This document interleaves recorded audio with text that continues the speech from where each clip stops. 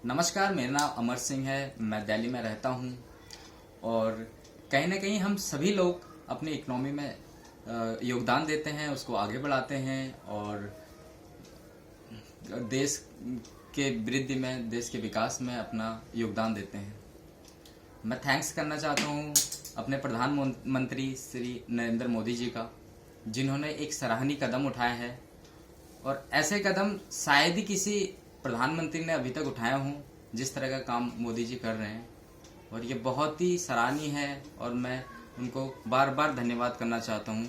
और एक black money के ऊपर जो इन्होंने ये कदम उठाया है, 500 के और 1000 के नोट बंद करके और नए नोट मार्केट में निकालने के, तो ये बहुत ही अच्छा कदम है और इसकी कहीं ना कहीं हम सभी लोगों को तारीफ करनी चाहिए और इसको अडॉप्ट करना चाहिए। सबसे पहले मैं इसके इफेक्ट आपको बताना चाहता हूँ कि क्या मार्केट में इसके अभी मार्केट में इसके क्या परिणाम हो सकते हैं। सभी ये सिर्फ उन लोगों के लिए है जिन्होंने कहीं ब्लैक मनी इकट्ठा की है या बहुत सारा पैसा ऐसी जगह रखा है जो चलन में नहीं है या ऐसे चलन में है जो बैंक तक नहीं पहुंचा, बाहर ही बाहर रहता है। तो हम आम लोगों को बिल्कुल भी चिंता करने की कोई ज़रूरत नहीं है, और बल्कि मैं तो ये कहूँगा कि आप एक्सेप्ट कीजिए 1000 के नोट और 500 के नोट तब तक जब तक कि नए नोट मार्केट में नहीं आ जाते और ये एक्सचेंज नहीं हो जाते। उन लोगों के लिए जिनकी जितनी इनकम है पर डे की, वो इतना इन नोटों को कलेक्ट कर सकते हैं, उनके लिए कोई दिक्कत नहीं है। और साथ ही साथ एक और चीज़, मैं मोदी जी को दरअसल 2-3 सजेशन देना चाहता हूँ। अगर वो ठीक रहें तो मेरे हिसाब से इन पर ज़रूर इम्प्लीमेंट करना चाहिए और इनको आगे ले जाना चाहिए। सबसे पहले तो 1000 का नोट मेरे हिसाब से बंद नहीं होना चाहिए, और उसकी जगह जैसे 500 का नोट नया आ रहा है, ऐसे ही 1000 का नोट भी आना चाहिए मार्केट में।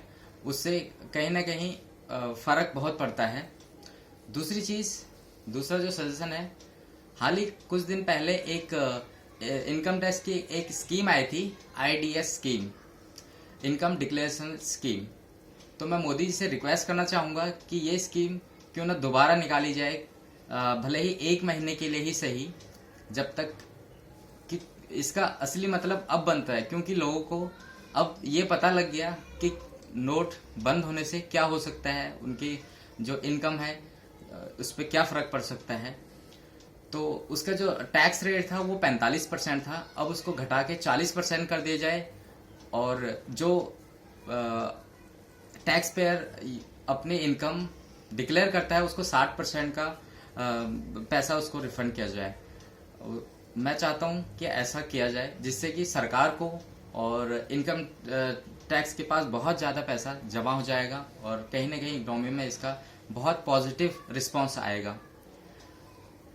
एक सबसे बड़ा सजेशन मैं ये देना चाहता हूँ मोदी जी को, और उस पर कहीं ना कहीं इम्प्लीमेंट करने की रिक्वेस्ट करता हूँ कि इसको चलाया जाए। एक सर्जिकल स्ट्राइक एक जगह और करनी है, वो है प्रॉपर्टी के ऊपर। हमारे देश का सबसे ज़्यादा पैसा, सबसे ज़्यादा ब्लैक मनी जो लगी है वो है प्रॉपर्टी में लोगों ने ब्लैक मनी एक बेहद लिमिट तक इन्वेस्ट कर रखी है।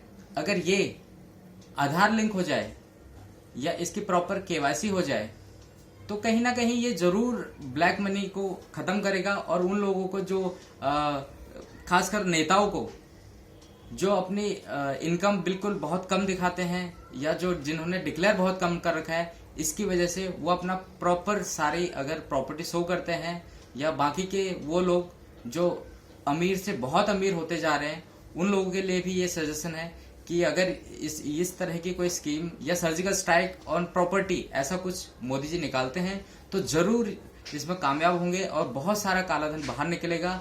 और इसके साथ ही साथ अगर वेल्थ टैक्स लागू कर देते हैं तो ये भी बहुत अच्छी बात होगी।